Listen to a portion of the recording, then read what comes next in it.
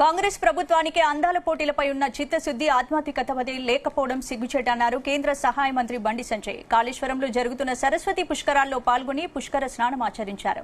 ఇక 12 సంవత్సరాలకు ఒకసారి జరిగే పుష్కరాలను రాష్ట్ర ప్రభుత్వం అనుకున్న స్థాయిలో నిర్వహించకపోవడం అవమానకరమన్నారు. పుష్కరాల నిర్వహణ కొరకు రాష్ట్ర ప్రభుత్వం వెచ్చించిన 35 కోట్ల రూపాయలు ఏ మూలకు సరిపోవని విమర్శించారు.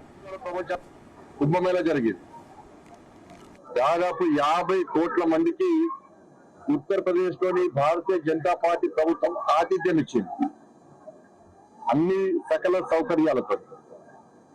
అది మొన్ననే కాళేశ్వరం ప్రాజెక్టు పేరుతోని ఈ ప్రాంతంలో ఒక తప్పుడు సంకేతాలు ప్రపంచానికి దేశానికి పోయినాయి.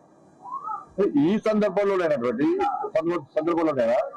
కాళేశ్వరు ముక్తీశ్వరుడు కొలువైనటువంటి ఈ ప్రాంతంలో 12 సంవత్సరాలకు వచ్చినటువంటి ఈ పుష్కరాలను రాష్ట్ర ప్రభుత్వము అనుకున్న స్థాయిలో నిర్వహించడం నిజంగా బాధాకరం. 30 కోట్ల రూపాయలు ఏ మూలకు జరపవు. మీరు అధికారులకు 30 కోట్ల రూపాయలు, స్థానిక నాయకులకు 35 కోట్ల రూపాయలు ముఖ్యమంత్రి గారు ఇస్తే ఏ మూలకు సరిపోతాయి?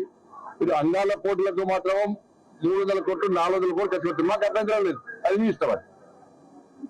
కానీ అందాల పోటీలపై శ్రద్ధ, ఆధ్యాత్మికత మీద ఎందుకు లేదో రాష్ట్ర ముఖ్యమంత్రి గారు స్పష్టం చేయాలి.